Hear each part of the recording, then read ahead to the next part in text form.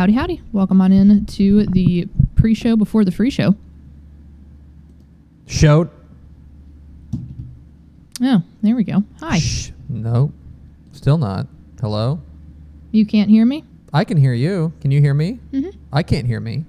Oh. Is that a problem? No, everyone can hear you, so we should be able to get this figured out. Okay.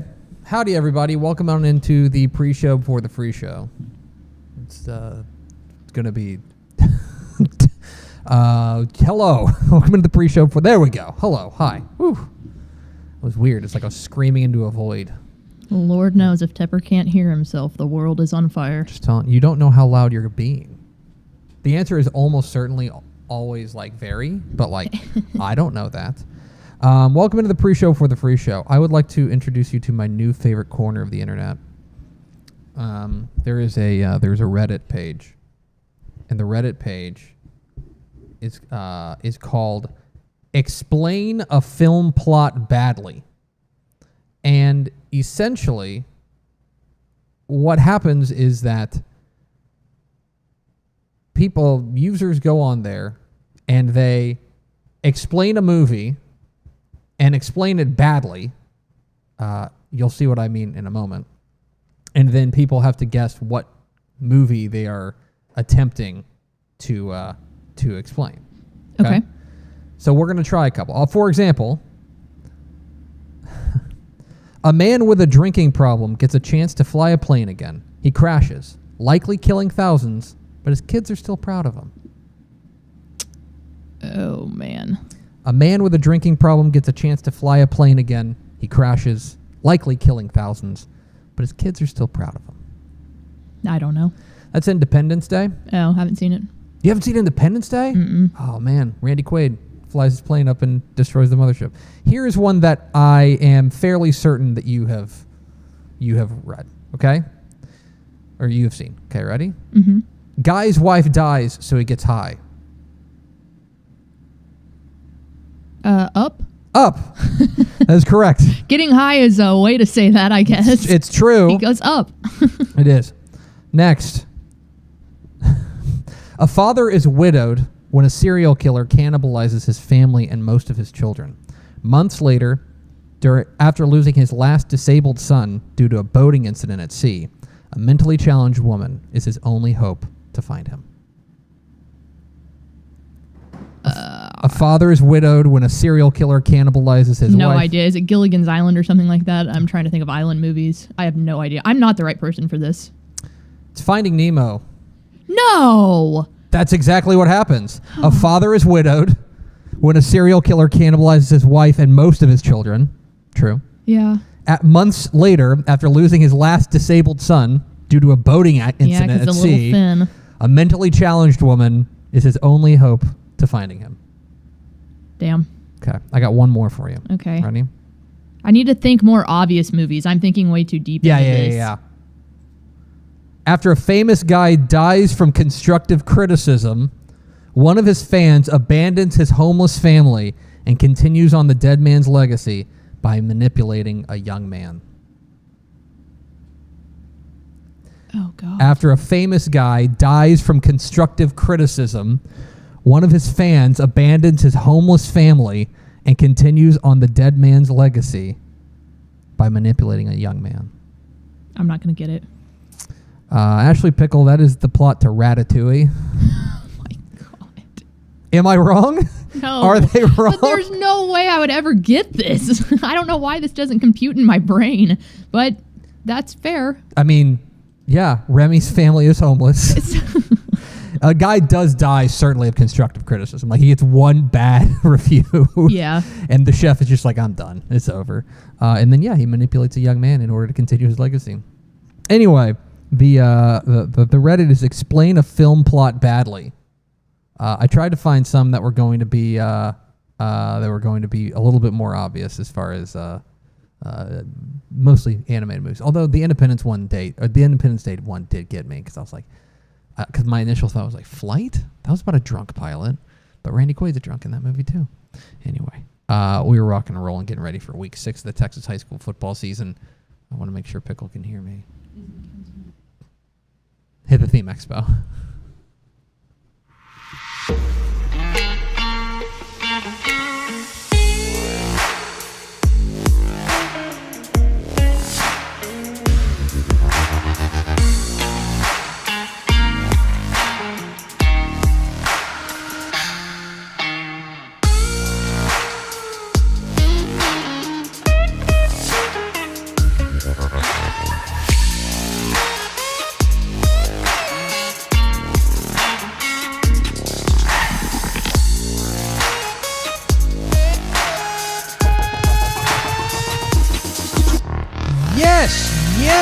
Yo!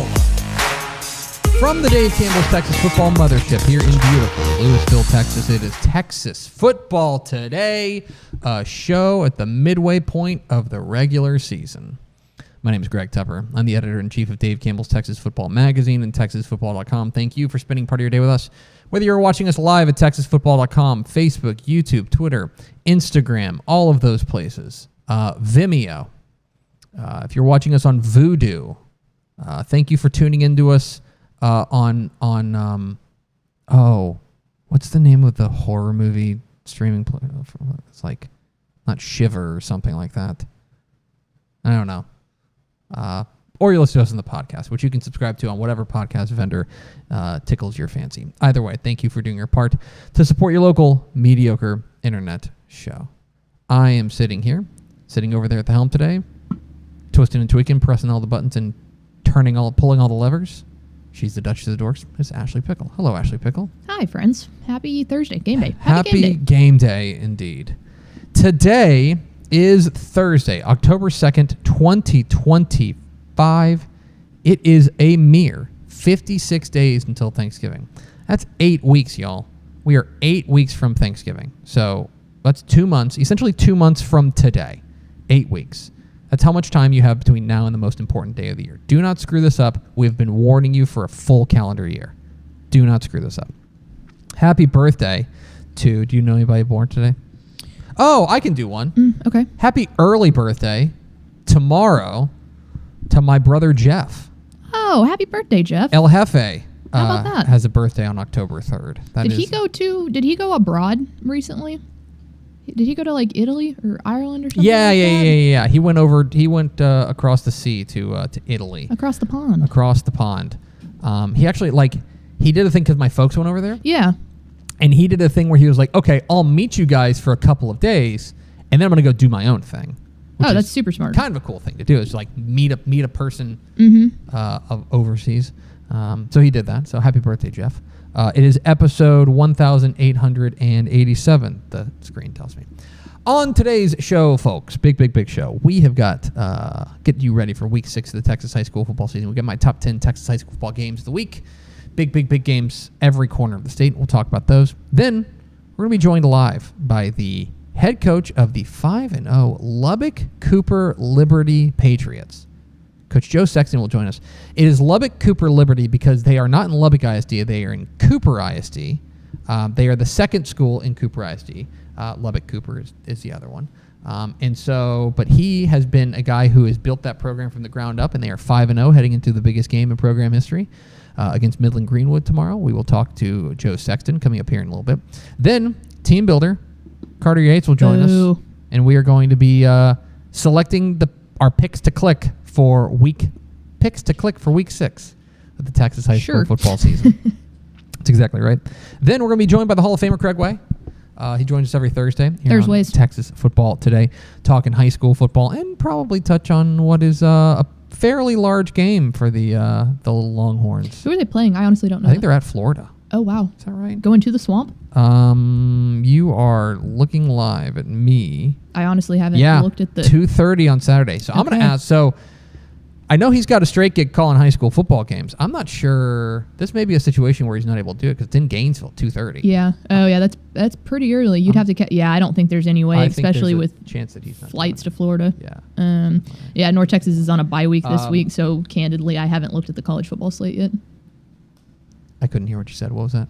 I said North Texas is on a bye week after being 5-0 for the first time since 1959, so I haven't paid attention to college football yet. I need to take a gander through that programming schedule. I understand. Texas at Florida. We'll talk with Craig Way about it. Then it's mailbag. We're going to answer your questions about high school football, college football, recruiting, lifestyle, romance, travel. Anything that's on your mind, anything that's brining your pickle. Go to Facebook, YouTube, and Twitter. I don't think I like ask that. Those questions. Okay. I mean, it's anything that's what's the word, like, what do you do to grapes to make them wine? Ferment. Anything that's fermenting your grapes. Mm-hmm. Is that better? Yeah, okay. I can take that. Anyway, we got all that coming up here in just a little bit. Do we have first word through the door? We sure do. It was I'm getting Are Are you okay? No, I'm hurt right now. It's warranted, but it doesn't mean that it doesn't hurt. I'll explain afterwards. But the first ones were BJWB, Joey Hill, Tony Blaylock, and Keith Kerr. But Big Julie Water Balloons wants to boo me. Why does he want to boo you? Well, because I didn't do well on the movie trivia thing, which is like fair, but it also kind of hurts. I thought we were. You know who we should get in here? I thought we were bros. You know who are people. I don't know. He's been on our air before, but Sam Moore. Mm-hmm. Sam would have crushed that. Yeah. He's movie guy. Can you come up with more of those? There's a whole Reddit associated with it. Okay. I can come up with a bunch. Let's get Sam on at some point because he will do well. Blaine Tatum, our new associate producer, would also he's also movie guy. Coordinating producer. Yeah. There's a lot of movie guys around here. Mm-hmm. Film nerds. Ashley Pickle doesn't even know Finding Nemo. Okay. Anyway. That's a stretch. You should have done Emperor's New Groove. I couldn't find Emperor's New Groove. I'm sorry. Like somebody wrote that for me. Could have gotten that one. Week 6 of the Texas high school football season is nigh upon us, mere minutes from now. If you think about seconds, actually milliseconds. Everything is milliseconds away if you think about it. Just a matter of how many of them. But there are big games all across the state. Now I will say that this is week 6, and week 6 is the largest open date of the season. More than 29%, a little less than 30% of the state is off this week. But that doesn't mean there ain't good games, including a ton of great games on Dave Campbell's Texan Live, starting tonight. So, with that in mind, I have put together my top 10 Texas high school football games of the week, starting with number 10, Valley Mills and Axtell. Let's start a little weird. So, this game suddenly became super duper duper interesting with something that didn't involve either of these teams. Let's start with this. District 7 2A Division 1. They're in Region 2 of 2A Division 1. A closely knit, dangerous region. Or district, rather. Valley Mills and Axtell, I think, are two of the favorites to win that district. And if you're a favorite to win your district, you are one of the favorites to win what is a pretty wide open region. Remember, Hamilton won this region last year. Valley Mills' defense has been terrific. Absolutely dominant the last 2 weeks. They drubbed Italy last week, 38-0, which really kind of opened my eyes. Jay-Sean Johnson, their running back, has been terrific. He ran for 4 touchdowns. Axtell had no problem with Dawson last week. Pitched their second shutout of the game. I think their quarterback, Levi Leathers, is a lot of fun to watch. What makes this even more interesting, you may remember a story that we reported on TexasFootball.com about Rio Vista, which is in District 7 2A Division 1. Rio Vista was going to be, I would say, at least on the short list of contenders in District 7 2A Division 1. Well, Rio Vista is not eligible for the playoffs anymore because of a district executive committee ruling, which was then upheld by the state executive committee. As a result, I think this might be for the 7 2A Division 1 title. Yep. Tomorrow night in Axtell. Fabulous ball game. Valley Mills and Axtell. Starting off number 10, it's a bit of a hipstery type game, but like a lot at stake and two pretty darn good teams that are playing really good defense right now. So I'm interested to see which of those defenses can continue playing that well. Number 9, Sinton and Corpus Christi Calallen. Banger. This is a really good game down the coast. Yeah, what is it, 5-0 against 4-1? Yeah. Sinton's 5-0. Last week they played Corpus Christi Miller. Miller's been, it's a tough year for Miller. But they came up with a 35-20 win. Micah Green, their running back, has been terrific. He stole the show with 4 touchdown runs last week. Calallen played Rockport Fulton last week and got pushed in a big way. But wide receiver Drayson Gamez came up with a big play, and they've been making plays when it matters most to move to 4-1. To me, I want to see what the Calallen defense looks like against what has been a very good Sinton offense with Quincy Best, their quarterback, and then the aforementioned Micah Green. Fabulous game down the coast. And especially in the small school level, it's a little lighter because of a lot of the open dates.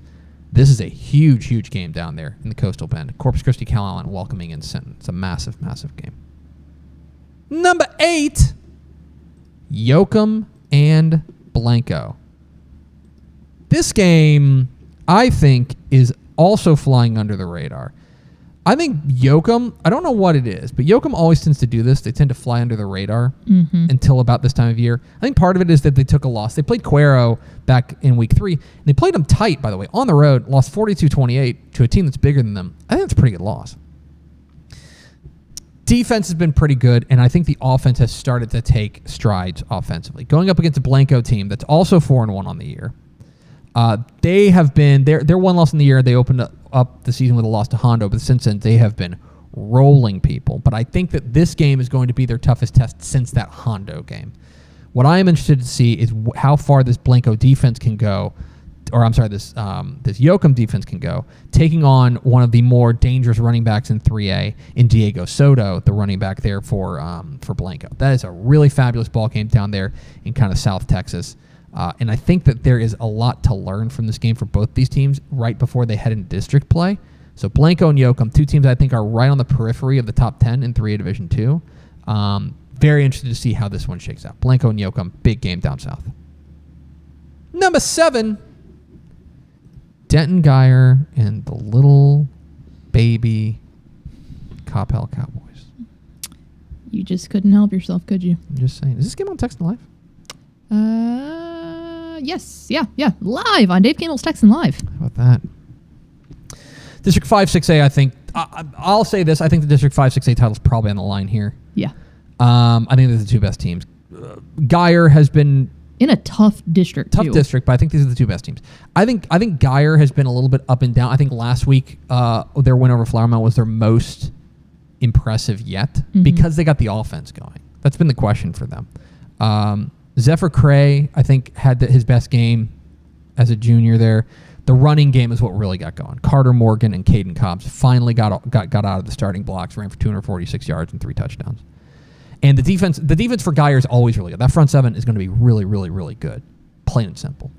Going up against a Coppell team that we thought was going to be retooling, and I think we've been sandbagged by Antonio Wiley because we knew they got a new quarterback, Carter Zingelman, who's been really strong for them.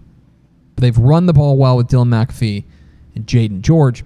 The difference for them, and I think what has been surprising about Coppell, has been a very young defense has grown up in a big way, in a hurry. Now, Antonio Wiley's a defensive guy, so we probably should have seen it coming, but he was playing...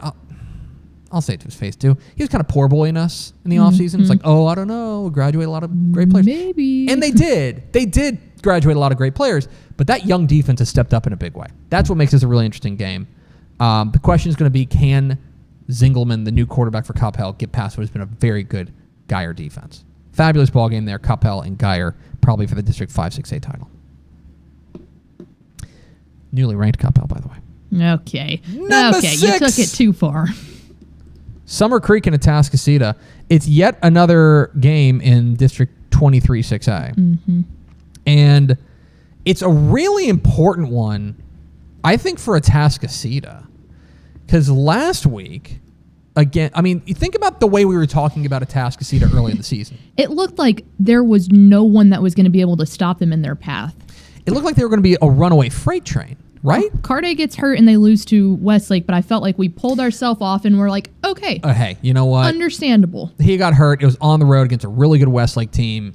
And then, or no, at home against a really good Westlake team, but like still, really, really like, great resume. And then last week they just decided to not play defense. Now, I will say this. I think that the defense has been an issue consistently. Yes. I think it's been covered up by the fact that Carday Mac has been spectacular. That they can outscore you. And so last week in CE King, they lose 70-55. They gave up nearly 700 yards of total offense. They gave up 582 yards on the ground. Now, they're taking on a Summer Creek team that looked great last week in beating Channelview. They're a lot better in Channelview. But Noah Spinks, their quarterback, was great. They had 3 defensive touchdowns. They were rolling last week.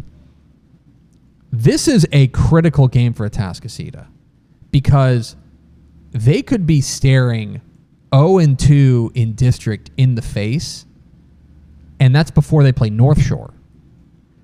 Suddenly, like now you've got to wonder where Atascocita is at I think this is a really important game, and I think Summer Creek's going to be a real problem for them. This is a huge, huge game in District 23-6. I think Summer Creek is one of those underrated teams. They're 4-0. Especially with, Summer Creek's offense can go. There's no doubt about that. But I'm even interested in Summer Creek's got a huge defensive line. Yeah. Like, if they start putting pressure on Carde Mack, I don't think the Atascocita defense, from what we've seen the past couple of weeks, is going to be able to turn around and lean them anywhere from being able to stop them. And here's the other thing about this, okay? Here's the other thing. Let's say if you're Atascocita, you lose this game. You're 0-2 in district before you play North Shore, right? North Shore, I know they are 3-1, still pretty good. I think still has to be considered the team of record in that district until somebody beats them. You still got to play Kingwood, too. And Kingwood ain't lunch meat, okay? I'm just saying, if you're Atascocita, probably need to go win this game. That's number 6. Number 5, Wall and Idalou. Banger. Kind of under the radar here. I really think this Idalou team, I think they're better than their record indicated. They started 0-2, but they lost to Lubbock Cooper Liberty, who we're going to talk to their coach coming here in a minute. They lost at Sweetwater in the opener. But since then, they have been rolling and figured things out in a big way. I think Clay White has kind of gotten this team going. I think Camden Lettrick, their quarterback, is a real star in the making, real dynamic quarterback. He's a guy who they moved over from, I think it's classic. They moved him from defense over to offense, and it took him a minute to kind of get his sea legs. I think he's got it now. Going up against a Wall team that is the number 2 team in 3A Division 1, and a team that I think is a real threat to win it all. Landon York has been terrific. Bane Jasinski. But as importantly, I think their defense has been excellent. Mm-hmm. And that, I think, is the real test, I think, for this Idalou team, especially. But at home, it'll be interesting to see how Wall can hold up against this Idalou team. I think it's a non-district finale for both teams.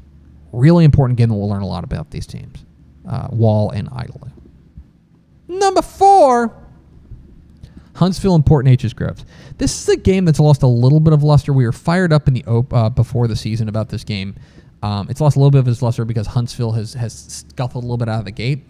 But I do think, I'll say this about Huntsville. I think they are the most athletic team that P&G has seen.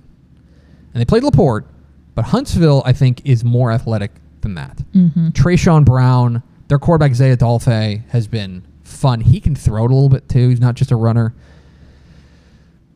I made this point on Tep and Step. I think that this is the best Port Neches Groves offense that Jeff Joseph has ever had. Yeah, typically we're all giddy about their defense, so I can agree. Connor Bailey, a 3-year starter, led them to a title in 2023. This guy is the star. They got a bunch of weapons on the outside, like Seth Brisboe. They still got the big offensive line. And by the way, like the defense, I don't think the defense is as good as it was in 2023. I think it's still a Jeff Joseph coach Port Neches Groves defense, which is like going to be certainly a top 20 defense in 5A Division 2. This is also a really tough road trip for Huntsville to go to P&G. A really important district game too. P&G and Huntsville will say a lot about what that district is going to look like. I'm fascinated by this ball game at Indian Stadium on Friday night. P&G and Huntsville is a huge, huge game. Number 3, Lubbock Liberty and Midland Greenwood. We're going to talk with the head coach of the Lubbock Liberty Patriots, Coach Joe Sexton, coming up here in just a moment. This is a battle of unbeatens and maybe a surprising one. I've been on the Greenwood train for a while. I think quarterback Lincoln Madrid's a dog. I think their defense has been terrific. They're giving up just 11 points per game. Well, here comes Lubbock Liberty. I think one of the great surprises in Texas high school football at 5-0. The game that really caught my eye was 2 weeks ago when they romped past Seminole. That was one I was like, oh, y'all might be different. Quarterback Colton Bouchard, I think, has been fantastic. And the defense is playing really well right now. Non-district finale, the biggest game in program history for Lubbock Liberty, because they've only been around for 2 years. This is a really interesting game. And by the way, there's a university where this is the first of 2 meetings. Because they are both in Region 1. Keep an eye on this one. But Midland Greenwood and Lubbock Liberty, we're going to talk with Joe Sexton coming up here momentarily. Number 2, back to the Houston area, Pearland and Pearland Dawson. It's at Pearland Stadium. Call it the Rig, call it the Nest, whatever you want to call it. When's the last time we've talked like hyping up 2 Pearland schools? The Battle of Pearland. This is the biggest Battle of Pearland in quite a while. In a long time. And this one has really massive stakes because I think if you're Pearland Dawson, after your win over Shadow Creek last week, you are now a win over Pearland away from taking full command of that district. If they win this game, to me, at least 2 of the toughest 3 games are in your rearview mirror, and you've got W's. Luke Brown, I think their quarterback, has taken a real step. But the biggest thing is, because this is a 4-1 Dawson team, what cost them in their opener against Bridgeland was defense, and their defense, I think, led by Caden Exum, has really stepped up. That defense gets a big test this week against Pearland. Pearland's offense is out of control. 56 points a game. Jamari Champion, Jake Westmoreland. That is, to me, the real matchup, is when Pearland has the ball, what does the Dawson defense have for them? Great rivalry matchup. It'll be a frenetic crowd there at Pearland Stadium. Fascinating ball game with a ton of stakes. Ton of stakes in this one. Really interested in Pearland and Pearland Dawson. But it's not the biggest game in the state. No. Number 1! Oh, my. I was that fired up for Alito and Denton Ryan. If you're not fired enough where you're throwing stuff in the studio, get on off TFT. Alito and Denton Ryan. What a ball game. District. I probably don't need to tell you. This is a helmet game. Mm-hmm. This is seeing Texas and Ohio State playing each other. Like, you can just look at the graphic and be like, oh, I'm interested in that game. Remember last time we saw these 2 teams, Ryan got the win in kind of a shocker in the regional final, 31-21. I won't belabor the point, but the real interesting thing for me is the Ryan defense against the Alito offense, because that's the good on good here. It's going to be up to Quinn Hennigan to get through this Alito defense. There's just a lot of stats I can throw out to you. My 2 favorite ones. 130 game district winning streak for Alito is on the line. They haven't lost a district game in their leading tackler's lifetime. Like since he was born. Chase Wilburn. And the last time, Alito has not lost to the same team in consecutive years since 2007-2008, when Everman did it. So a lot on the line in this one at C.H. Collins Stadium tomorrow night. This is a massive, massive game. That is for the District 3 5A Division 1 title, and more importantly, maybe for the number 1 spot in the 5A D1 rankings. And I think with apologies, maybe to Smithson Valley's in that mix as well, but certainly to establish yourself as the team to beat in 5A D1. There it is, top 10 games of the week. You can watch a bunch of these on Dave Campbell's Texan Live starting tonight on Dave including Campbell's. That Alito Ryan game. Alito Ryan's on Dave Campbell's Texan Live, so make sure you go watch that. We're at Texas Football Today. We're here Mondays and Thursdays on TexasFootball.com, talking football in the Lone Star State. You can follow us on Twitter at DCTF, like us on Facebook, Facebook.com/Dave Campbell's. Follow us on Instagram, Instagram.com/Dave Campbell's, and of course, see us at TexasFootball.com. Pickle. Big games in Week 6 of the Texas high school football season. One of the games we are most looking forward to is going down tomorrow night at J.M. King Memorial Stadium in Midland. Battle of unbeatens between the Midland Greenwood Rangers and the upstart Lubbock Liberty Patriots. And we're pleased to be joined by the head coach of those Lubbock Liberty Patriots on the Biology Hotline. It is Coach Joe Sexton. Coach, how are things out there in Lubbock? It's great. This time of the year is an awesome time of the year to be in Lubbock. It's an awesome time of the year to be on the campus there at Liberty High School as well, because you guys are off to a 5-0 start. Sitting here in the desk and just talking about ball and stuff and speculating, we can look at your program here in the second year at 5-0 and say, oh, what a surprise for the Patriots to be here. Very surprised. I guess my question would be, are you surprised, or was this your expectation that you guys would be sitting here entering a huge game at 5-0? Well, we were hoping we would be here at 5-0. Looking at our kids last year, just the sheer size that we've put on in the last year has been phenomenal.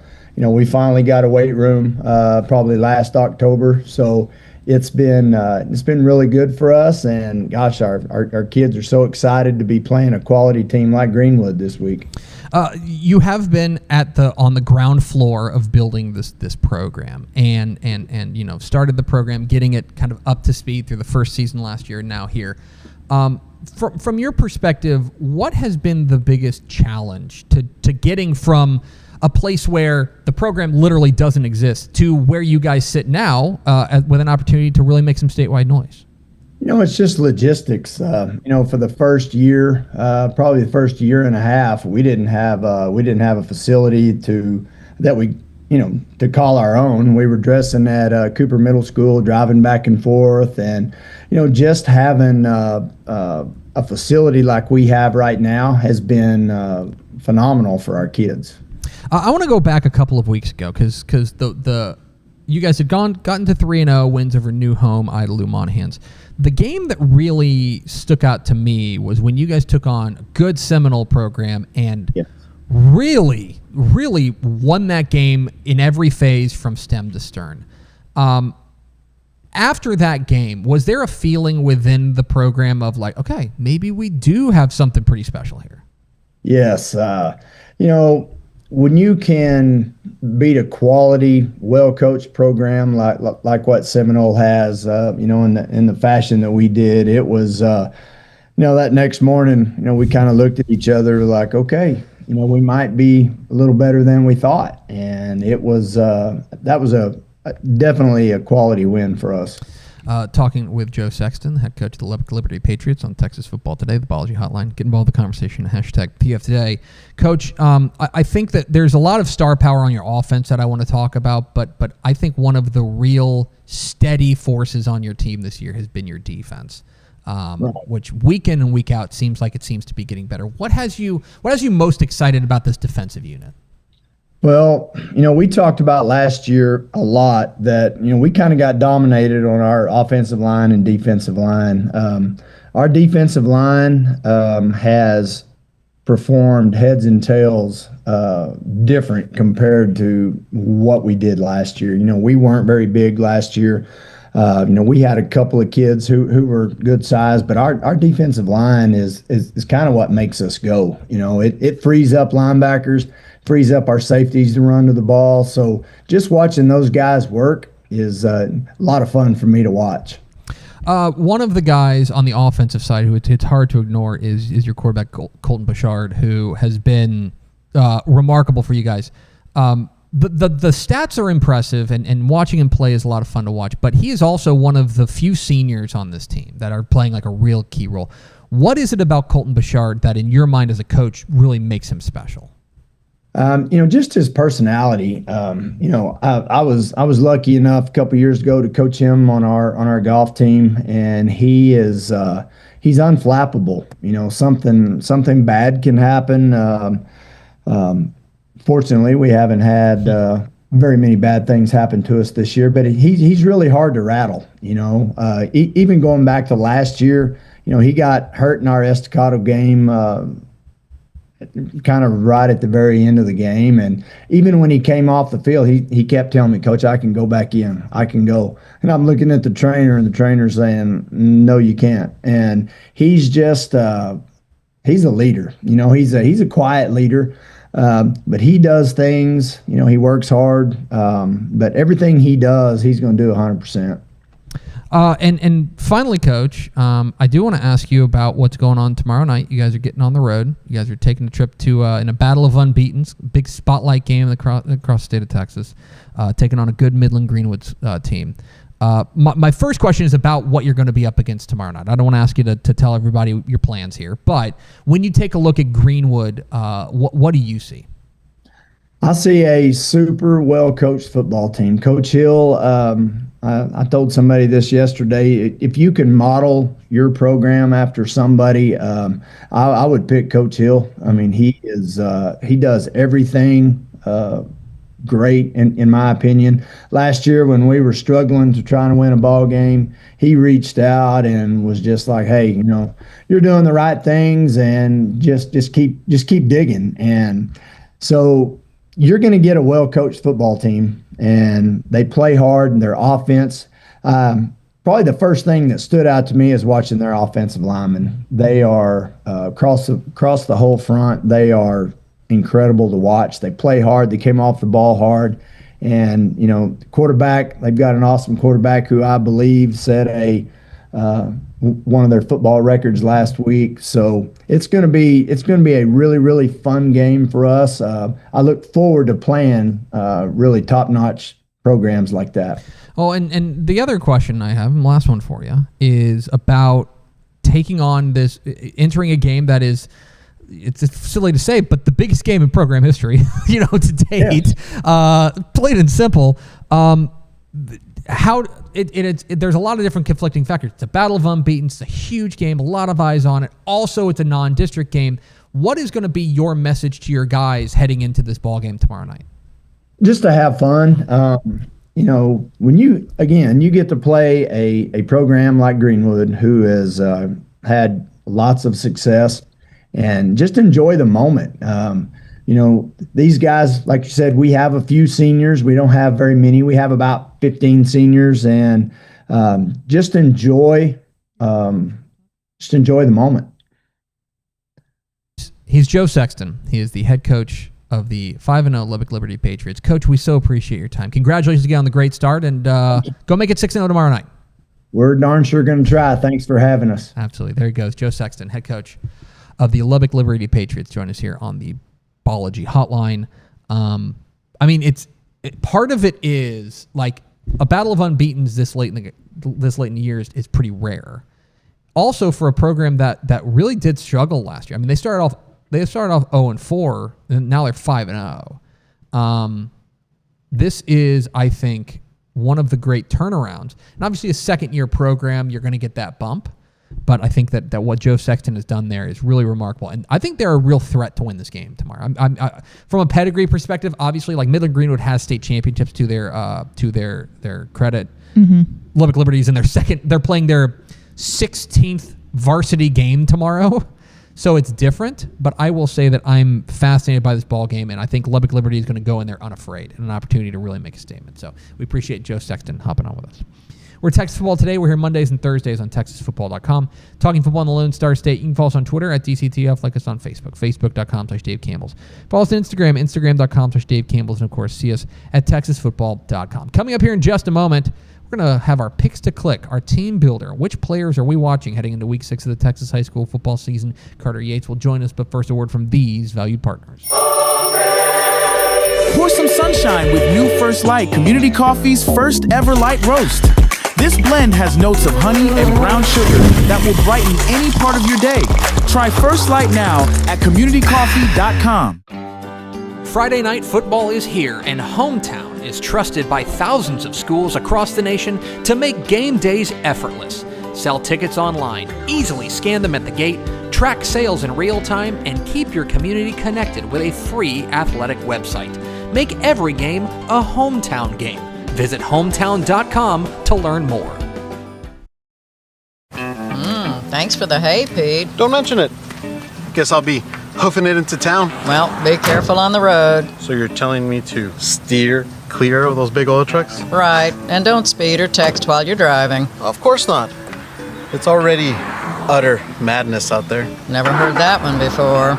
Adios, muchacha. I love Pete, but he can really butcher a joke. A quarter of all road fatalities in Texas happen in energy zones. Be safe, drive smart. Every legend starts with a vision. For Dave Campbell, that vision was clear. Tell the story of Texas football like never before. In 1960, he built something no one had before. A magazine that became the Bible of Texas football. Coaches, players, and fans didn't just read it, they lived by it. His words shaped the game. His vision built a legacy. And his name? It will always be written in the story of Texas football. Dave Campbell's Texas Football, where legends begin. Back here at Texas Football Today, your Week 6 preview edition. I'm Greg, that's Ashley. And that's Carter. Let's see if we can do that. And that's Carter. Boo. Hello. Carter Yates. in here for the team builder segment. Hey, Carter, how are you? I'm good. It's good to have the whole gang here back together. You know, I missed 1 week, Pickle missed last week. Now it's, this feels right. We're back. All of us back. It is it's a big week 6. You are about to go on the road to the Dave Campbell's Rising Game of the Week, Lampasas and Lorena. I know you are. What are you fired up about? I know you're fired up, but can you pinpoint? What you're fired up about? I think Lorena has such a high-powered offense. They've lost to Austin Regents and Franklin, but in both those games put up 40-some-odd points. Jackson Blancett, the quarterback, has been phenomenal, but then Lampasas at 5-0. Troy Rogers has been the midseason coach of the year. So a really exciting matchup down in Central Texas region. This could be the first Rising game that is between Class 3A, 4A ball clubs. So excited to get down to those one town, one team ranks. Yeah, it's a fascinating ball game there, Lorena and Lampasas, and you guys will have a lot of fun. Little small school ball, but that's not what you're here to do. Well, it's part of what you're here to do. The other thing you're here to do is our team builder segment. That's right, in which we are picking our picks to click, our players we are most excited about watching in week 5 or week 6 rather, the Texas high school football season. The way it works, this is your first episode.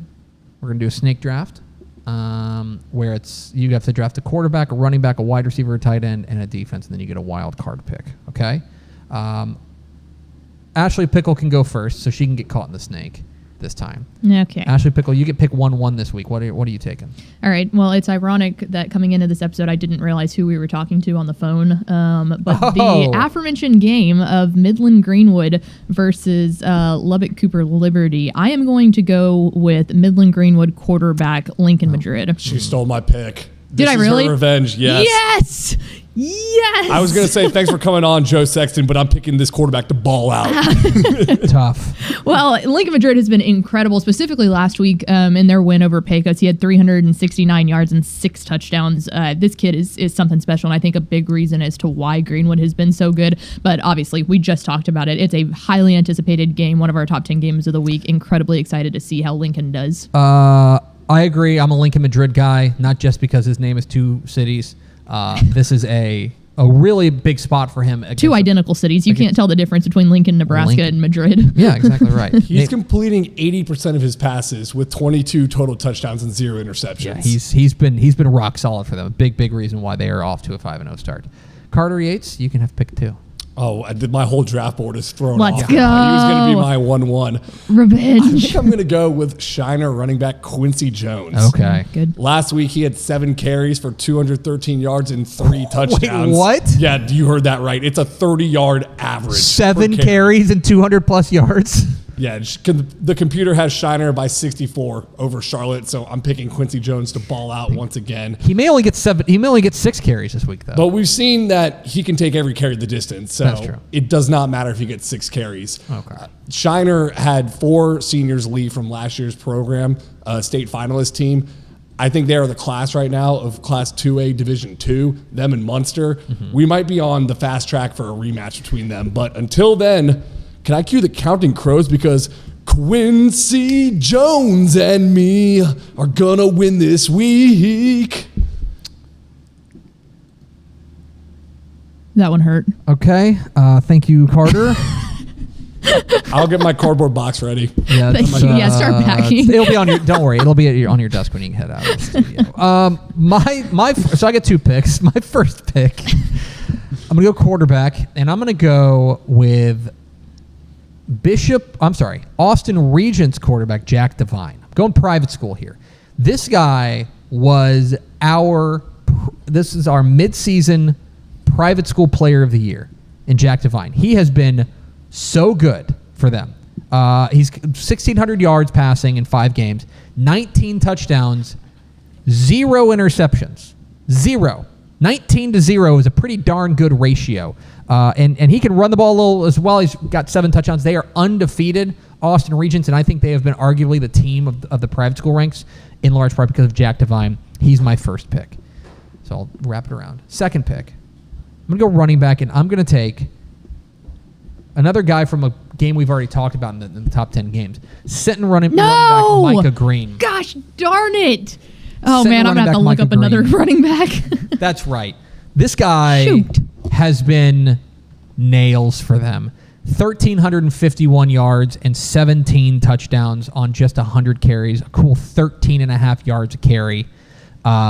He has been excellent for them and the driving force, in my opinion, behind a 5-0 start for Sinton. Big game on the road at Cal Allen. I think he's going to show out. Give me Micah Green from Sinton. I think this is the first draft where multiple of our picks have been selected. Yeah. Do you know why? It's because week 6 and there's fewer games. And so, like, some of the guys I looked up, like, were not available. But, like, Micah Green is certainly capable, good enough to be the 4th overall. I thought I was going to get him. Nearly a third of Texas high school football teams are on a bye this That's week. right. Yes. All right. What's your second pick?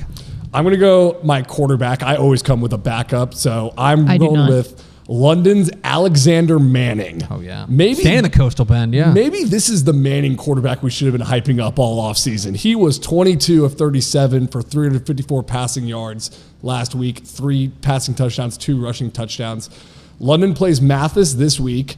Last year, they overcame a 16-point deficit in this game, so coach has been hammering home they need to start quickly this week. Do you have okay, great. What mid-90s, like, alternative rock song are you going to sing now? That was the only one I brought to the Thank table. God. I'm just making sure. I don't know if that's something we need to be expecting for every pick. I would quit. Pickle, what is your second pick? Well, give me a minute on running backs here. I'm going to go with wide receiver for Wichita Falls Memorial. The senior wide receiver, Jamari Dean, was incredible. They lost last week to Abilene Cooper. They suffered their first loss of the season, but he went 7 catches for 230 yards and 3 different touchdowns. He's averaging 112 yards of receiving a game, and they've got a... let's see, who do they have? They have a huge district game against Amarillo Palo Duro tomorrow, which is also 3-1. So very excited to see what Jamari Dean does. Okay, good pick. And I'm going to go ahead now as we start the 3rd round here of our Week 6 team builder. And let me take you down for defense here to District 6 2A Division 1. Have you heard the good news about the Tom Beam Tomcats and their defense? They're 5-0 on the season, 1-0. In district play.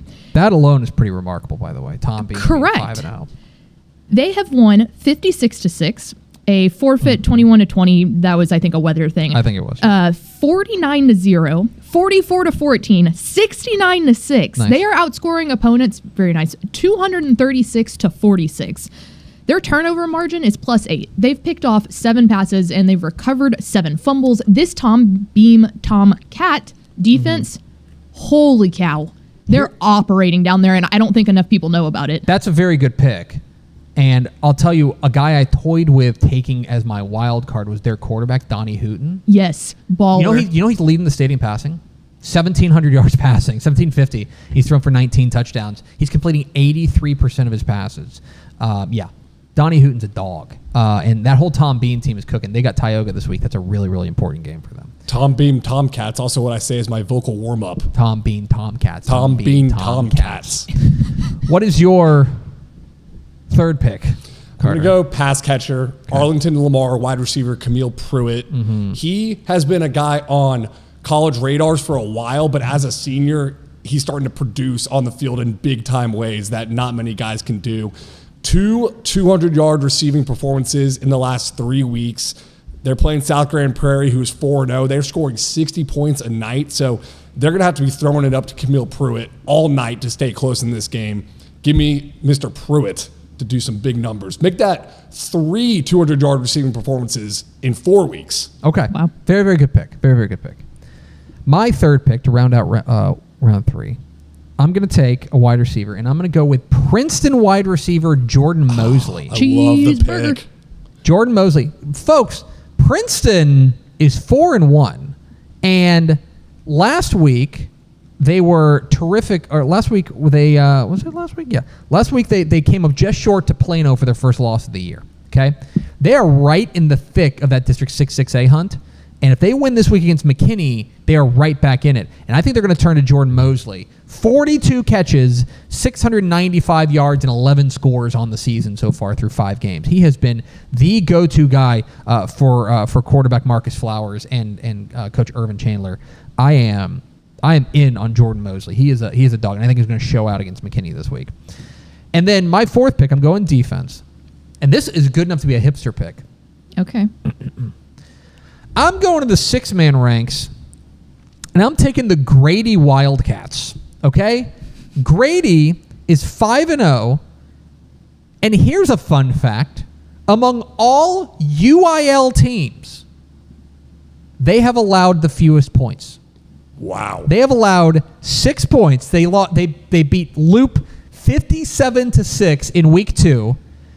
That 6 points is the only points they've allowed through 5 games. Goodness. For a 6-man team? For a 6-man team. Big game this Holy week against cow. Wellman Union. I think the defense continues to roll. Give me the Grady Wildcats for my defense. You know, it's a bold strategy, Cotton, because 6-man teams, they usually allow far more points Exactly than their right. 11-man counterparts, but you can't argue with those Listen, stats. the numbers are the numbers, okay? I am simply a slave to what these stats are telling me. Well, who was the 6-man team last year that they had only allowed like 7 points throughout like most of the regular Yeah. season? Like that was a historic defense. What I'm saying here is that Grady's on track to be one of those historic 6-man defense of literally all time. I think the schedule is going to get tougher, but Yeah. I think this week against Wellman Union, because they'll have to play Buena Vista and Rankin and Garden City in district play. Well, But we don't this week- complain about a good start. This week against Wellman Union, I like the Grady Wildcats. Give me your 4th and final pick. I don't know what do you have left? I'm on defense, Okay. yes. And I'm going Laredo Nixon's defense, mainly because of linebacker Pablo De Leon, who had 13 tackles, 3 sacks, 3 forced fumbles, and an interception last week. Wow. And it was on the anniversary of his father's passing. So just balled out for his family. I'm predicting him to do the same thing this week. Give me Laredo Nixon. Okay, that's a very, very good pick for the Laredo Nixon defense. Good pick. Round us out, Pickle. Take us home. All right. Are we on you wild card now? No, no, she's no, down. because Oh, okay. he stole my running back in Micah Green. All right, let's see So what- now what is that? Let's see what the incubator Pea came up shooters. with over there between Yeah, Pickle and VNA. in the incubator, yes, VNA was. She was screaming at me. She's like, "Hey, take a look at Canadian running back Sladen Dickinson." So this guy popped off last week in a win over Sunray, which again, Sunray's down, but really put himself on the scene there. 167 yards on just 9 catches and 3 different touchdowns. Canadian is off to that 5-0 start. They look like a big time contender there in 3A Division 2. They are punching up this week. They're going to take on 3A Division 1 Shallow Water, but very interested to see if he has another big game back to back. But my running back, I'm going Sladen Dickinson. Okay, that's an excellent pick. All right, for my wild card. So rounding out, what is this, the 4th round? That was the end of the 4th round. So now you got your wild card. Okay, let's go down to hooks. Oh, We're going quarterback / middle linebacker / free safety. Ripken Birdwell. yes. He was on the all-name team. Incredible name. Coach's kid, I think. Okay. An incredible player. So he's a 4-year starter for this Hooks team, but he's coming in with 791 yards of passing. He's averaging 15.2 yards per completion, which is just incredible. 197 yards per game. 7 touchdowns passing. 3 touchdowns rushing, and 1 touchdown receiving. He has 1 reception on the year for 45 yards that ended up in a touchdown. Hell yeah, brother. He should be on the dude's rock. And on defense, he's got an interception that he's picked off. He's had 2 different sacks. This guy is all over the field. But they round out their final non-district games. Hooks does against Timpson. And then they'll start District 10 3 Division 2 play. So Ripken Birdwell, That's my a- wild card pick. Pretty good. I can't necessarily argue with that. Okay, my wild card pick.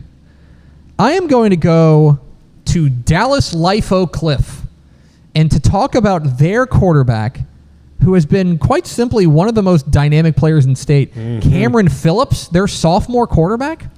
He's been circling my board for a long time. So he's got 30 total touchdowns on the year.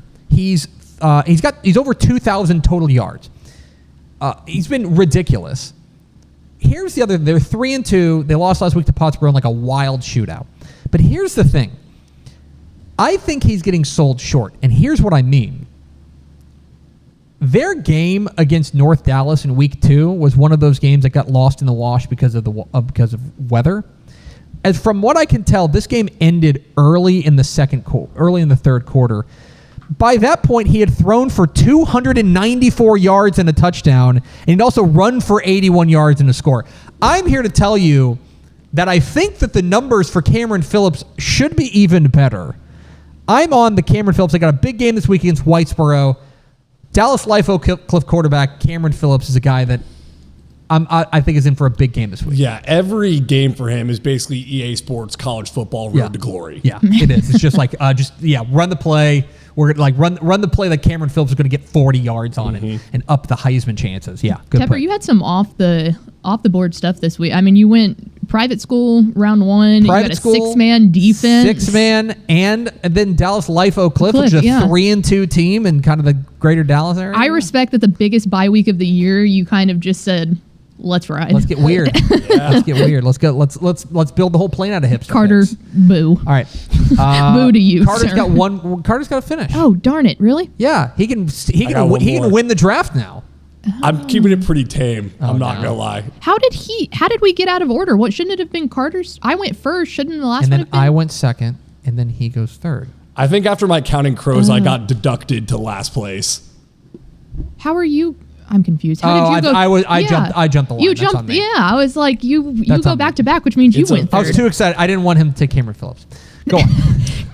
I'm going Nacogdoches flag. wide receiver Micah Lockett. Yes. So yes. Nacogdoches is 4-1 this year, which is already the most wins they've had since a 5-6 finish in 2018, and it's largely because of this guy and the 11 starters they returned on the offensive side of the ball. He's averaging 172 receiving yards per game, and he's got 8 touchdowns on the year. He is 6'3", 185 pounds. Here's a guy? Do I hear it? Oh, he's on the Here's a Guy watch list. The streets are saying. On the watch list. Nacogdoches, by the way. I'm a Darby House guy, their coach. I think he's awesome, and I think like he did awesome things at Poteet before he was there. Yes, I'm in on Nacogdoches, and I knew they were going to get it all together. And my man, they're playing Hallsville, so Hallsville superfan Jimmy Hunt, who has not missed a Hallsville game since 1958. I don't know if he's ever seen a guy who can do it like this. We're gonna find out. Yeah, you might have to call him. Is he on Yeah, we DM back and forth on Twitter. Yeah, sometimes. I was gonna say maybe he's on. Golly, I'm butchering the joke. He's on like WhatsApp or something. Yeah, this like is that. terrible. Yeah, it's tough. Anyway, Boo it's Carter to you. Yates. Carter Yates, our senior high school football writer. See his fine work at TexasFootball.com. And of course, tonight, Dave Campbell's Texas Football Rising Game of the Week. Lane passes in Lorena. It'll be Carter Yates, Gavin Moritz, and Greg Powers on the call. Thanks for hopping on, dude. Yeah, we're excited for tonight, man. Come check us out on the YouTube Live and on Texan Live. Should be a fun game. We will see you. We'll see you on the game tonight. He's Carter Yates for Team Builder. We're Texas Football Today. We're here Mondays and Thursdays on TexasFootball.com, talking football in the Lone Star State. You can follow us on Twitter at TCTF, like us on Facebook, Facebook.com/Dave Campbell's. Follow us on Instagram, Instagram.com/Dave Campbell's, and of course, see us at TexasFootball.com. Pickle, let's go to the hotline.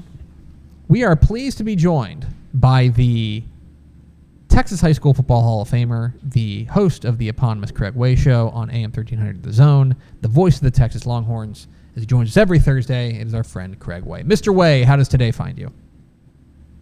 It finds me fine. I'm thinking about a phrase that I haven't used in a long time that I may have to break out this weekend, and that is pack your rain gear, because it may be like that in Gainesville, Florida, as it invariably is this time of year with mid-afternoon thunderstorms. Now, I do have to ask you a critical question about this, which is you call the games with our friends of Victory. Plus, it's a 2:30 kick in Gainesville. Are you? This is me asking my friend Craig Way. Are you going to be on the call for Victory and then go to Gainesville, or are you getting the week off for that?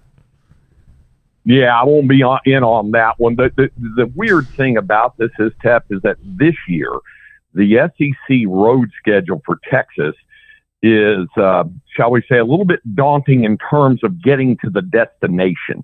Gainesville, Florida, Starkville, Mississippi, among others. Even Lexington, Kentucky is not the quickest fly-in to do. And Athens, you got to fly in Atlanta and then drive 80 miles. So, I mean, we kind of in advance decided that it's probably better not to tempt fate and try to fly in morning of a game when you have an afternoon kickoff, especially where you could get thunderstorms in Florida. So our good friend Ted Emmerich will be on the call of that contest tomorrow night. And so you kind of lead me into my question about the Texas Longhorns coming off of an open date after, let's say a mixed reaction to the to not a non-conference play.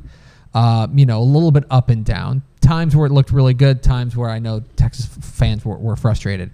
Now entering a game on the road against a Florida team that would very, very much like to get their season back on track with a win over the Texas Longhorns. What are you looking for in this game? What is going to be in your mind the critical matchups and where this game is going to be decided between Florida and Texas? Well, there's a couple of things in mind. One, can the defense continue to play at the level that they're playing? And, folks are waiting and getting to see DJ Lagway really break out. We saw him. You saw him. I saw him. We all saw how special a player he was in high school at Willis. And it hasn't quite been there for him. He's also been a little banged up. And Florida, a lot like Texas, has had to really mix in some pieces along the offensive front. Now, they are getting good play at the right guard from a former Texas high school standout. You'll recall and remember Damian George, who played on those North Shore team. And he was a tackle who went to Alabama. It didn't work out there. He transferred to Florida, and since they moved him inside, they've got much better results there. So Florida's trying to find its offense right now, clearly. Texas, if they play strong enough defense, that's a good sign. But there's a lot of speed with the wide receivers. In fact, 3 of their wide receivers are labeled as being in what they call the 23-mile-per-hour club. These guys can flat out fly and go 23 miles an hour down the field running.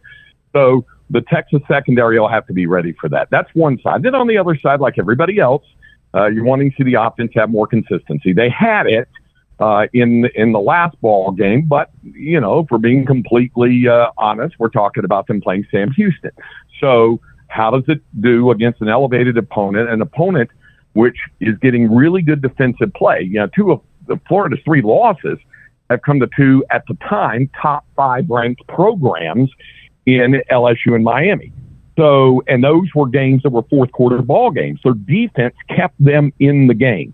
The question is, can Texas, with its offense, get going enough that, combined with the Longhorn defense, can take Florida out of the game? Those are the things I'll be mainly watching. Talking with Craig Way, the Texas High School Football Hall of Famer. Joins us every Thursday here on Texas Football Today. Get involved in the conversation, #TFToday.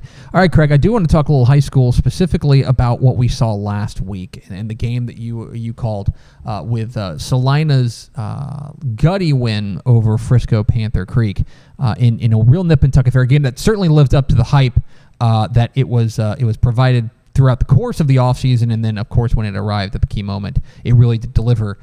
Your overall takeaways from what you saw from that really gritty Salina win in a game where Frisco Panther Creek had more than the stomach for the fight? Yeah, they did. Don't you love watching or being a part of broadcasting whatever games where there's multiple lead changes in the game? I mean, those are always fun when you have those, and that's exactly what the case was with regard to Panther Creek and Salina. They went back and forth and swapped the lead, and it was a 28-21 Panther Creek lead in the fourth quarter before Salina got attacked together and got a touchdown and got a turnover and got down the field and got the go-ahead score later in the game. So it was fun to watch, and I came away impressed with both teams. Certainly Panther Creek, like you said, they had stomach for the fight. This is a team to keep an eye on. I think throughout the course of the regular season, they did themselves no damage in terms of their playoff situation. And then Salina is Salina. There's still the old thing about being the man. You got to beat the man, and they haven't been beaten yet, and they still have the key pieces to it. So I think both of those teams, I've been fortunate. The last 3 weeks, I've been able to watch 3 bona fide state championship contenders at the 4A Division I level: Kilgore, Salina, and Panther Creek. I think all of those are bona fide contenders for a 4A Division I title.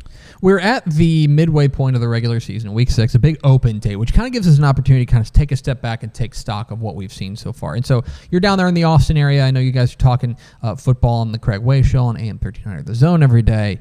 I want to give you 3 kind of greater Austin area teams, and I want to hear which of these to you is the biggest surprise. I think Lake Travis being 5-0, not necessarily a surprise, but these, at least for me, seem a little surprising. Which is the most surprising to you? Is it 3-1 Buda Hayes? Is it 3-1 Georgetown Eastview? Or is it 4-1 Austin Eastside? Well, let me say this. Eastview from Georgetown, we're going to find out a little more about them in district play. It has been a decent enough start for them. Same thing with Mark Torres' team at Hayes. The one loss they had was one they had, and it just slipped away from them when they had a 24-point lead in the third quarter against Hendrickson, and I think they'll be a contender. But without question, it's Eastside. What Louis Becerra has done with the program, we're talking about, I remember vividly, Tep, you and I walking off the set from the old Scoreboard Live show, wondering at the midway point of the season if Eastside was even going to score a point during the year. And then, of course, that then transferred to Achieve once they got in and started playing in the varsity program. They happen to be in the same district and going to play each other. Eastside has not been into the playoffs under its reconstituted configuration of the Eastside. This was, for folks who don't know, it was the old Johnston High School, and it did not change its name due to, with the name changes going on from old Confederate generals, although it was Albert Sidney Johnston was an old Confederate. No. They had to change because the school got shut down by the TEA because of low academic performance. And under the state law, you have to change the name, and then you have to change out a certain percentage of the faculty. Well, they did all that, but it's been a slow, painful ride up just even to get varsity representation. They had to play some varsity schedules for a while, and they were really taking their lumps even when they went back in. And part of that was still the enrollment being in as a 5A Division II school, and they were just getting pounded. And then dropping into 4A has helped them. And so here they are, 4-1. I think it's a pretty important game against Mater New Tech tomorrow. If they beat them, I think they're in the driver's seat to land a playoff spot, because the rest of the schedule is, I said, against Achieve, and then I think Northeast Early College at Taylor. Those are all teams I think are winnable games for them. My goodness, we could be talking about a Week 10 matchup between Eastside and LBJ for a district title. That would have been unfathomable to even consider. Even a playoff berth would have been unthinkable. But it's an amazing story, and it continues to develop down here. Finally, Craig, it's the meanest thing we do to each other each week. I'm going to give you 3 games, Texas high school football games, in a lighter slate of Texas high school football because of the open dates, but still, I would say a top-heavy slate. And so the games that I would offer to you, would you teleport to Denton for Aledo and Denton Ryan? Would you teleport to Pearland for Pearland and Pearland Dawson, and maybe the biggest battle of Pearland we've seen in quite some time? Or would you go out to Midland, to J.M. King Memorial Stadium for Lubbock Liberty and Midland Greenwood? Which of those 3 places are you teleporting? Well, first thing I'm going to do is going to do like you did when I offered you similar choices and take the obvious one out of the equation. Yes. Because Aledo and Ryan is probably the game of the week across the state of Texas, I'd say, regardless of classification. So with apologies to that, and apologies to the C.H. Collins Athletics Complex, you pull that game out. Now, you examine the other ones that you mentioned, which are intriguing. I can even think of a couple others. I'm kind of curious to see how Denton does against Cal Allen in a cross-division 4A D2 matchup. That should be an awful lot of fun. The game you were talking about with Carter, that Lampasas Lorena game should be a lot of fun. Cherokee and Benjamin is another one I think to keep an eye on in terms of the 6-man. But I'm with you. I think it's seeing this Liberty team from the Lubbock Cooper School District going against Greenwood. Greenwood has been the established power, and they were, picked to win the district, and they've certainly lived up to that. And here's the impact of thinking about this. maybe somewhere down the line, maybe a state quarterfinal, who knows? This could be only part one of maybe a two-parter since they're in two different districts. I think this is really enjoyable. That's the game I would be at. You and I standing on the sidelines eating nachos and hoping not to spill on one another. I could do that. That actually sounds like a lot of fun. He's Craig Way. He is the Texas High School Football Hall of Famer. Hear him on the Craig Way Show, AM 1300 The Zone, every weekday. And then, of course, hear him on on Texas radio for Texas and Florida. Safe travels to Gainesville, my friend, and we will talk to you next week. We'll look forward to it. Have a great weekend. There he goes. Craig Way, Texas High School Football Hall of Famer, joins us every Thursday here on Texas Football Today, talking a little Texas Longhorns, little high school football, all that implies. We appreciate him taking some time. We're Texas Football Today. We're here Mondays and Thursdays on TexasFootball.com, talking football in the Lone Star State. You can follow us on Twitter at DCTF, like us on Facebook, Facebook.com/Dave Campbell's. Follow us on Instagram, Instagram.com/Dave Campbell's, and of course, see us at TexasFootball.com. Time for mailbag. We're answering your questions about high school football, college football, recruiting, lifestyle, romance, travel, whether or not Finding Nemo is actually about a serial killer shark. I don't think it was a shark that killed the family. What was it? What came into the sea anemone? I don't think it was a shark. Maybe. I could be wrong. I don't know. I'll Google it. Who could possibly know? Anyway, we've got a lot to get to in Week 6 of the Texas football season. Do we have any questions from the people, Ashley Pickle? Who is leading rushing yards right now across the state? According to, what a great question. It is Christian Villarreal of Ozona. This is the state's leading rusher in all classifications. I wrote about this on TexasFootball.com because we named him our midseason player of the year, essentially, in Class 2A. Because sometimes the numbers are just overwhelming. Mm-hmm. And he has been, quite frankly, overwhelming. Okay? Christian Villarreal has carried the ball 99 times, not even 100 times. Jeez.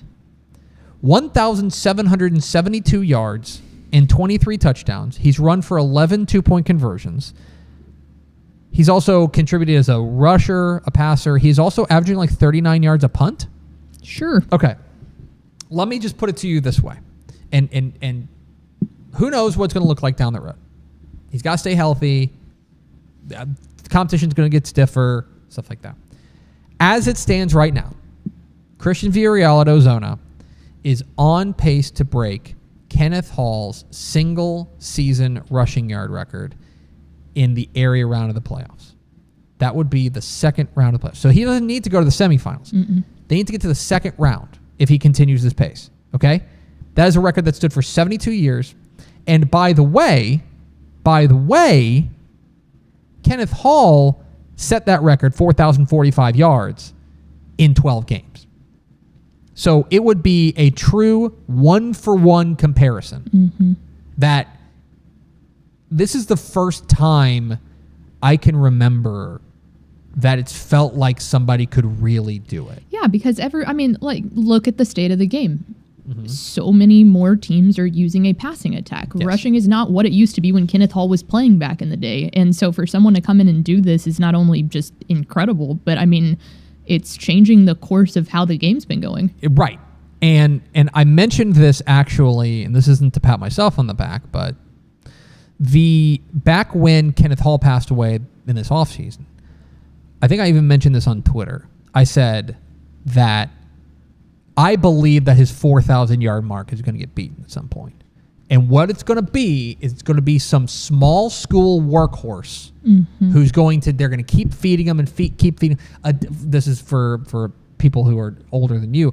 David Mora from Mason, when they just fed him over and over, he had a chance to do it, right? It was going to be someone like that. Someone like an H.D. Davis at Wolf City. Somebody like a Kagan Ash at Mount Enterprise. Somebody who's just a small school guy that they build the whole plane out of him, and we're going to feed him the rock. This is largely coming true, except that they're not really feeding him the rock all that much. This is a guy who's averaging fewer than 20 carries per game. It's not like they're giving him the ball 70 times a game. So what Christian Villarreal is doing right now is different. It's different, and we need to be paying attention to it. I believe they're off this week. I think they're taking a well-deserved week off. Yes, they are. So. Yeah, he needs to ice his legs. Yes, he does. All right, what's next, Pickle? Do you know who is leading 6A in sacks so far? Is that a stat that your magical little sheet has? No. I can see if I can pull it up real quick. Let me see. Who's the top 5 is what the actual question was. So, sacks. According to, and this is our friends at Max Preps. Are they 6A? Oh, God bless it. Right now, the leading sack artist is Javion Taylor from Houston North Force. He has 13. Wow. But Derek Cardenas at Ed Couch Elsa has 9.5. Cole Rosas at Clear Springs has 8. There's a handful of guys. Katie Peto's Samuel Wright has 8. Waylon Nolan at Willis has 8. Nate Gonzalez at Mercedes has 8. Right now, 8 kind of gets you in the conversation, but the leader right now in Clubhouse is Javion Taylor at Houston North Forest. He's not a 6A guy, but there you go. That's one thing. So, do you think last week was the craziest week that we'll see this season? I say no. I mean, I think it's going to be up there. I think it would be 1 or 2 probably by the end of it. But you've got to remember, a lot of teams were off last week too. Like, it was a pretty small sample size of games that just ended up being wild. There is definitely a week later on in the season where a lot more teams are on, and it could probably rival it. Yeah, that is something to. I don't know. Usually, what ends up happening though, the issue is that what ends up happening is that we get into district play. And so a lot of quite frankly, you get more of the teams that are not like they don't match up well. Mm-hmm. That you got the first place team against the last place team. And so those games tend to go one way. I think that it was kind of the perfect storm of non-district play games that really made week 5 great. I will say that the next time, there's usually 1 week in the playoffs too. Usually it's like the second round maybe, where things go a little bit crazy town banana pants. But I think last week is a pretty singular week, and it's going to be hard to replicate. Not impossible. This week's got some craziness potential too, but I would say that it's going to be pretty hard to replicate what happened in week 5. And finally, let's go to one of my favorite districts to talk about, and that would be 8-2A Division 2. So the question is, where will Era finish in that district? Because this is such a deep district. Munster, Collinsville, Lindsay, Santo, and Chico. I mean, this thing... Okay. All respect to Chico. Other than that, the worst record is 3-2, and that's Munster, and they've punched up. So every team besides Chico has a winning record, right? Era is the real surprise here. Like sitting at 5-0, they've been really surprising. Right now, like I hope I'm not on a limb here. Even though they have a 3-2 record, which would put them 5th in the district. Mm-hmm. I don't think Munster's missing the playoffs. I think Munster is your favorite in the district. Those losses came from programs that were at least a full classification higher than them. I like Munster to win the district. I think Lindsay's probably 2nd. Mm-hmm. I think Collinsville's probably 3rd. At that point, Era and Santo probably battling for that 4th spot, which ironically will be the first district game that either of those two teams play. Not this week. Era has a off week this week, but both of them. The whole district is off this week. So I think Era and Santo next week, if everything else holds to form, is straight up for the 4th spot in the district. I think it's a win and in, and if you lose, you're going to need to steal one somewhere else. That to me is where it stacks up. But you got to go make sure you take care of business against Chico, or if you lose this game, you got to go steal one against Collinsville or steal one against Lindsay. But for now, I would stack up District 7 or 8-2A Division 2 as Munster, Lindsay, Collinsville, and then probably the winner of Era and Santo. And if you're asking me to pick right now, I'd probably pick Era. Mm-hmm. The way that they're playing right now has been really impressive under Tanner Mann, second-year coach, and who I think doing a fabulous job there. So there you go. That's going to do it for us. Thanks for spending a little bit of your day with us. Follow us on Twitter at DCTF. Like us on Facebook, facebook.com/Dave Campbell's. Follow us on Instagram, instagram.com/Dave Campbell's. And, of course, see us at Texas Football Tonight, TexasFootball.com. I got excited because tomorrow, Dave Campbell's Texas Football Tonight. Scores, highlights, analysis, 10:30 p.m. live. This desk, sitting here, talking into these microphones. 10:30 p.m. wherever you stream. Wherever you're watching us right now, make sure you come hang with us tomorrow night. Thanks again to Joe Sexton, head coach of the Lubbock Liberty Patriots, to Carter Yates, and to Craig Way for being our guests. For Ashley Pickle, I'm Greg Tepper. We will see you tomorrow night for Dave Campbell's Texas Football Tonight, and we will see you Monday for Texas Football Today.